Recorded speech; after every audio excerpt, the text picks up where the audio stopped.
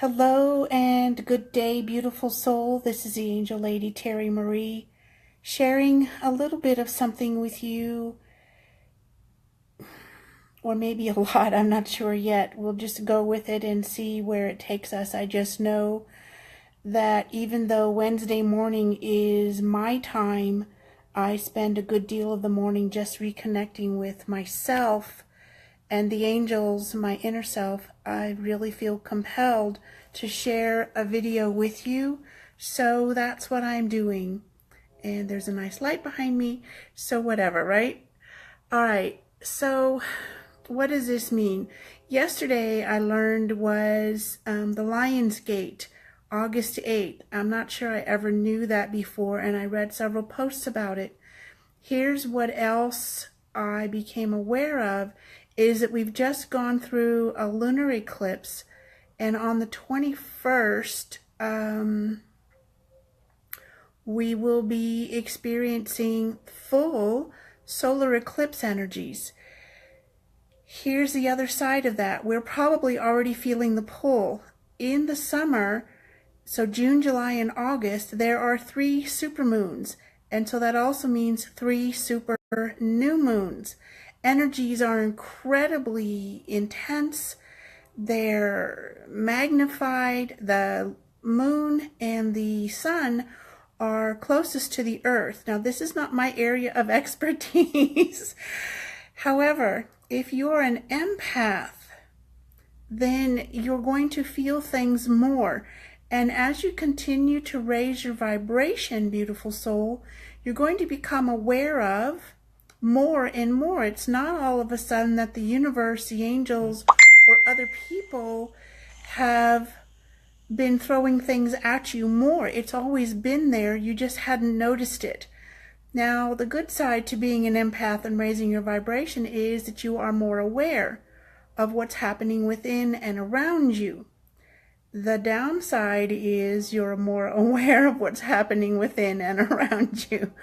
You can protect yourself, excuse me, by putting yourself, imagining or visualizing yourself in a bubble of pink or rose light. And you can call in the angels, Archangel Jophiel, who is the angel of unconditional love. And there are other angels about unconditional love. She's just the primary,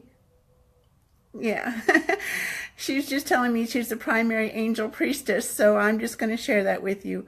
And of course, you can tap into Archangel Michael. You might remember him or know him as Michael. He will remove, dissolve, and cut away any negative energies, entities, and attachments from within and around you, your physical body, your energy bodies, and your aura. And Archangel Raphael, of course, is the healer. Ezekiel will help you with transformation from the inside out, and it's just one thing at a time. What does this have to do with the energies? Well, yesterday, while we, the angels and I, mostly me, was getting out of my own way. I was the one getting out of my own way. The angels don't have to get out of their way. Was teaching a webinar for the Signs of Angels 5-day adventure, and I really wasn't my complete self because I was feeling incredibly frustrated and irritated. And you know, it's not something that I share easily. It's not difficult anymore. It's just not something I go on and do and say, oh, you know, woe is me and all that junky stuff. Everybody goes through stuff. Stuff hits the fan. And when it hits the fan, you can stand in the middle of it and allow it to blast or blow or flow past you, or you can get out of the way while the junk is being released. And what I mean getting out of the way is, you know, honor what you're feeling. If you're being pissed off, then, you know, stamp your feet, bang on a pot, say what you need to say, write it out, burn it, whatever. Get it out from inside, because the more you hold in these feelings of anything that is resistance or negativity, you're actually swallowing it. And if you swallow enough long enough, you're actually cramming it down into your chakras, and especially your solar plexus and your sacral, and then of course your root and basic. But a lot of it gets stuck in, this is what I've been taught by the angels, is that it gets stuck in your solar plexus, which is the seat or the center for manifestation, self-empowerment, confidence, and just the center of your physical universe. So why would you want to clog that puppy up? When shift happens, what do you do? How do you handle it? Sometimes I handle it really well, and sometimes I don't. And sometimes I go kicking and screaming, figuratively and physically, emotionally and energetically. Hey, Joe. So during these moments, and I like to think of them as moments rather than days and weeks and months and years. And sometimes there is a cycle. It's a couple of years. And, don't go all freaking out about, oh my God, this and that, la la la. If you look back and only look back to see how far you've come, hey beautiful, see how far you've come, how far you've traveled, what's different for you. Because here's what the conscious mind ego chitter chatter is going to tell you, because it tried to tell me yesterday. Well, you're no better off than you were a year ago. Yeah, you just had major surgery and you were on the couch, but you're not a whole lot better off. La la la. Well, the truth of it is, I am. This year for my birthday, which was August 1st, instead of being on the couch and in pain and not really here, because I was in and out consciously.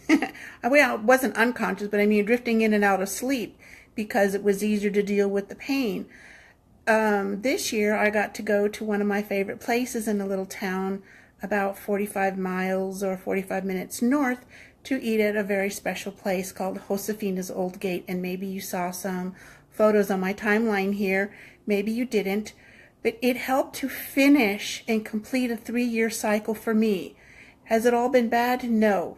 Lots of growth, lots of healing, lots of refocusing, and quite a few dark nights of the soul.